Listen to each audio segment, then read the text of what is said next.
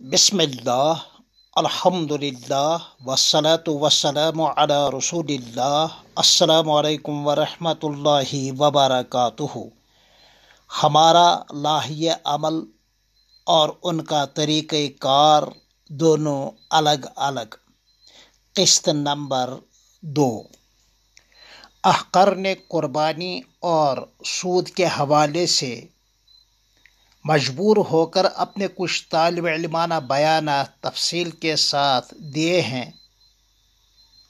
اب اپنے لوگوں سے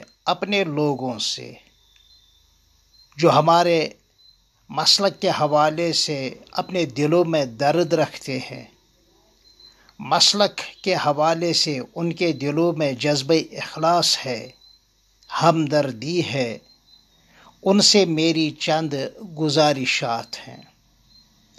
ہو سکے عمل کریں۔ چند روز قبل اگر کسی نے، نام لینے کی ضرورت نہیں، وہ تو متعارف ہی ہے، اس طبقے کے ایک خاص آدمی نے جو ان کی نگاہوں میں بڑے عالم ہیں، مناظرے کی دعوت دی تھی۔ ہم میں سے کسی نے اس دعوت کو بھی قبول کیا ہے، تو اب تک ان کی طرف سے، یعنی ان حضرات، بریلوی حضرات کی طرف سے اطلاع کے مطابق جواب نہیں آیا۔ تاہم مجھے اس سے دلچسپی نہیں، لیکن ایک بات کہتا ہوں۔ بلکہ ایک شخص جو انتہائی منہ پھٹ، منہ زور اور علم اور ادب سے بالکل بیچارہ ناآشنا اور پائیدل ہے، بن بلائے مہمان کی طرح سامنے آتا ہے، جس کے نام کے ساتھ ایک حیوان کا نام لکھا ہوا ہے، اور ہم چاہتے ہیں کہ انسانوں سے بات کریں، حیوانوں سے نہیں۔ چونکہ حیوان کا نام اس کے نام کا جز ہے، لہذا نام کا اثر کام پر ضرور ہوتا ہے۔ آپ حضرات اس کے انداز گفتگو اور انداز کلام سے اس کے اس حیوانیت کا اثر بخوبی محسوس کر سکتے ہیں۔ لہذا جب ایسا حال ہے اور ماحول ہے، تو میں عرض کرنا چاہوں گا اپنے دوستوں سے کہ ہمارا اپنا ایک مشن ہے، وہ ہے علم کی اشاعت، دعوت کی محنت، اصلاحی کام، اصلاحی انداز میں اور مثبت انداز میں۔ یہ الحمدللہ روز اول سے ہمارا مزاج رہا ہے۔ کسی کو چھیڑنا نہیں ادھر سے، ہاں اگر کوئی چھیڑے ادھر سے تو پھر ادھر سے چھوڑنا نہیں، مگر اس نہ چھوڑنے میں بھی ادب، اخلاق، شائستگی، تہذیب، صاف گوئی، علم اور حلم کا مظاہرہ ہو۔ جیسا کہ میں نے طالب علمانہ انداز میں قربانی اور سود کے حوالے سے اس کی تھوڑی سی کوشش ضرور کی ہے۔ بس جواب دیں، پھر جواب الجواب کا آپ بالکل نہ سوچیں۔ اتمام حجت ہو، یعنی فائنل بڑھ ہو، بس۔ امید ہے کہ میری یہ چند طالب علمانہ گزارشات سماع قبول حاصل کریں، اور یہ دعا ہم سبھوں کے حق میں، مخالفین موافقین کے حق میں اللہ کی بارگاہ میں قبول ہو۔ الہی عاقبت محمود گردان، بلائے بودرا نابود گردان۔ ہاں، یاد رکھیں، ہمارا لاہیہ عمل اور طریقہ کار الگ ہے اور ان کا الگ ہے، جو میری اس قسط وار تقاریر کا عنوان ہے۔ اس حوالے سے میں چند واقعات اکابر کے سنانا چاہتا ہوں۔ حضرت مولانا رشید احمد صاحب گنگوہی رحمۃ اللہ علیہ کون تھے، ذرا سنیے۔ آپ کی ولادت 1828 عیسوی میں ہوئی تھی اور وفات 1905 میں۔ آپ دارالعلوم دیوبند کے سرپرست اعلیٰ تھے۔ حضرت حاجی امداد اللہ صاحب مہاجر مکی کے خلیفہ خاص تھے۔ میدان شاملی میں انگریز سامراج کا مقابلہ کرنے والے مجاہدین اسلام کے سپہ سالار تھے۔ حضرت مولانا محمد قاسم صاحب نانوتوی رحمۃ اللہ علیہ بانی اعظم دارالعلوم دیوبند کے ساتھی رہے تھے۔ حضرت مولانا مملوک علی صاحب نانوتوی رحمہ اللہ کے شاگرد رشید تھے، جو اپنے دور میں بہت بڑے محدث اور عالم ربانی تھے، اور حضرت علامہ انور شاہ صاحب کشمیری رحمہ اللہ کے پیر و مرشد تھے۔ کون؟ حضرت گنگوہی، جس کے بارے میں کچھ بد نصیب بہت الفاظ استعمال کرتے ہیں، گندے الفاظ، بہرحال وہ جانے۔ اور حیات مستعار کے آخری لمحات تک آپ گنگو شریف قصبے میں سیاہ ستہ کے درس دینے والے تھے۔ بہرحال حضرت مولانا رشید احمد صاحب گنگوہی رحمہ اللہ نے ایک مرتبہ اپنے خادم خاص حضرت مولانا محمد یحییٰ صاحب کاندھلوی رحمۃ اللہ علیہ سے فرمایا۔ حضرت مولانا یحییٰ صاحب کون تھے؟ حضرت شیخ الحدیث حضرت مولانا محمد زکریا صاحب کاندھلوی مہاجر مدنی کے والد صاحب تھے، اور اپنے دور کے بہت بڑے عالم ربانی تھے۔ تو حضرت گنگوہی نے ان سے فرمایا، مولوی یحییٰ سنیے کیا فرمایا۔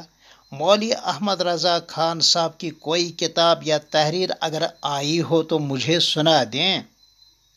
تو حضرت مولانا محمد یحییٰ صاحب رحمہ اللہ نے عرض کیا کہ حضرت جی ہاں آئی ہے، مگر اس میں گالیاں ہی گالیاں ہیں، آپ کو کیا سناؤ؟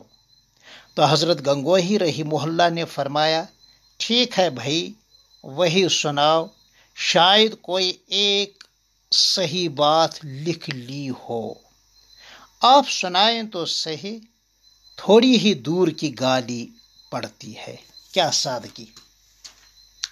دیکھیے، وقت کا سب سے بڑا فقیہ بلکہ حضرت علامہ انور شاہ صاحب کشمیری رحمہ اللہ کے بقول جو فقیہ نفس تھے، مگر آپ میں تواضع اور انکساری کی حد تھی۔ ادھر یقیناً اعلیٰ حضرت مولانا احمد رضا خان صاحب نے یقیناً اپنی خان طرز کی مونچھوں کو خوب تاو دیا ہوگا۔ یاد رہے، ہر انسان اس شخص کے خیالات و عادات کا عکاس اور ناقل ہوتا ہے جس شخص کے ساتھ اسے عقیدت و محبت ہو۔ بس یہ عرض کرنا چاہوں گا کہ حضرت گنگوہی رحمہ اللہ سے عقیدت اور محبت رکھنے والے ہرگز کسی کو گالی نہ دیں، اور بریلوی حضرات اعلیٰ حضرت سے عقیدت اور محبت رکھتے ہیں، وہ ہرگز گالیوں سے باز نہ رہیں۔ وَلِلنَّاسِ فِيمَا يَعْشُقُونَ مَذَاهِبُ، یعنی خیال بہرحال اپنا اپنا، نظر اپنی اپنی۔ ایک اور واقعی سناتا ہوں۔ ایک مرتبہ کانپور کے قیام کے دوران حضرت حکیم الامہ مجدد الملہ حضرت مولانا شاہ محمد اشرف علی صاحب تھانوی فاروقی رحمۃ اللہ علیہ، آپ کی ولادت 1863 ہجری میں ہوئی تھی، اور آپ کی وفات 1943 عیسوی میں ہوئی تھی۔ آپ کون تھے؟ آپ دارالعلوم دیوبند سربلند کے سرپرست اعلیٰ رہے ہیں۔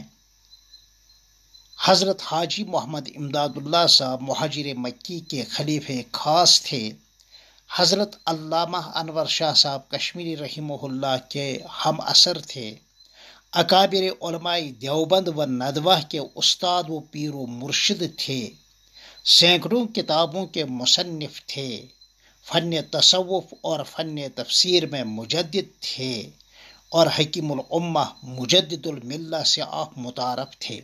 بہرحال آپ ایک مرتبہ درس دے رہے تھے کہ اتنے میں ڈاکیا یہ اطلاع دے کر چلا گیا کہ مولانا احمد رضا خان صاحب کا انتقال ہو گیا ہے۔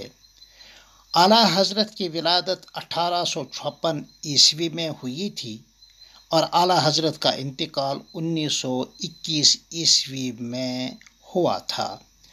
تو حضرت تھانوی رحمہ اللہ نے درس بند کر کے ان کے حق میں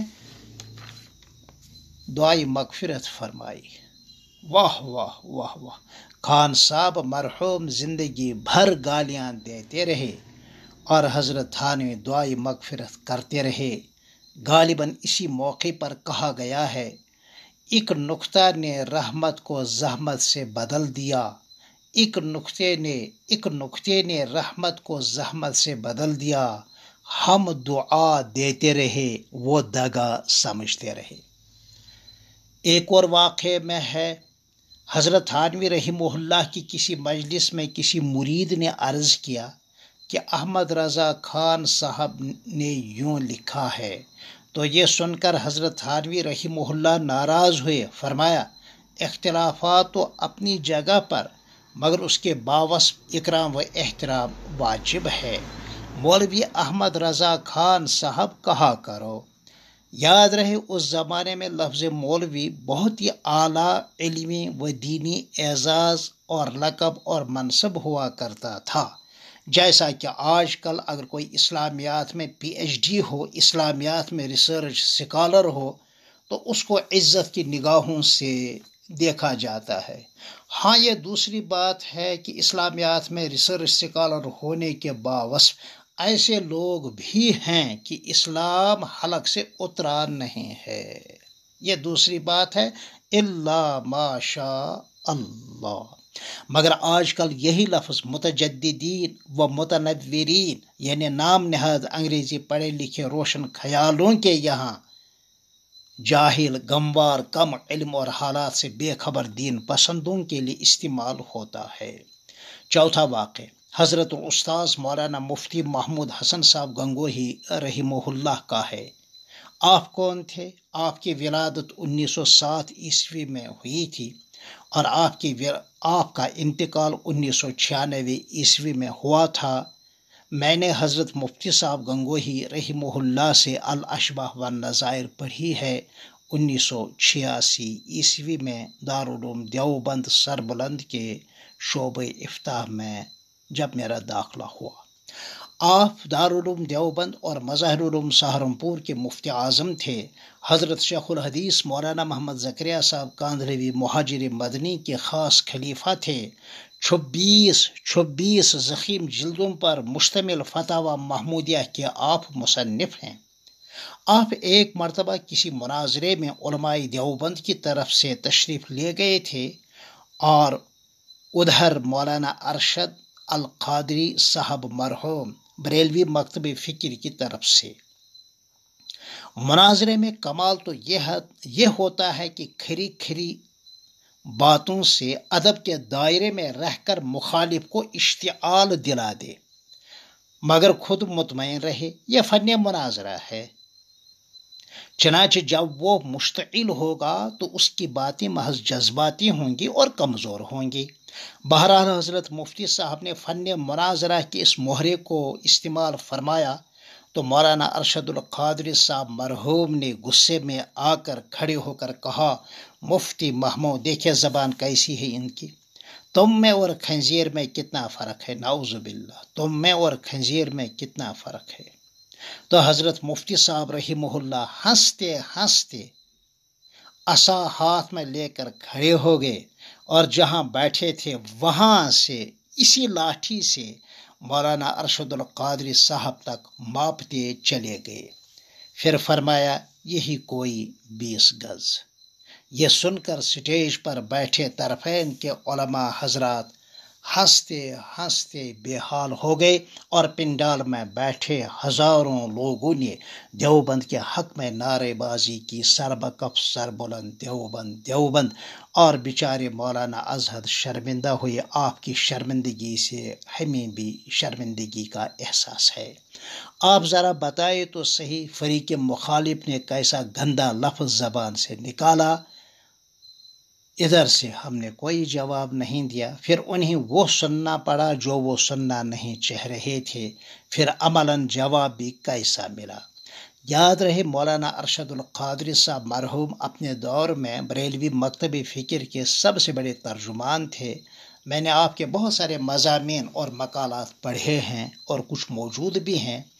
آپ رئیس التحریر و تقریر تھے، ذی صلاحیت تھے، اس میں کوئی شک نہیں ہے، مگر ہمارے اکابر علماء دیوبند کے سامنے ایسے لوگ بھی بھیگی بلی بن جاتے تھے۔ ہار مانتے تھے۔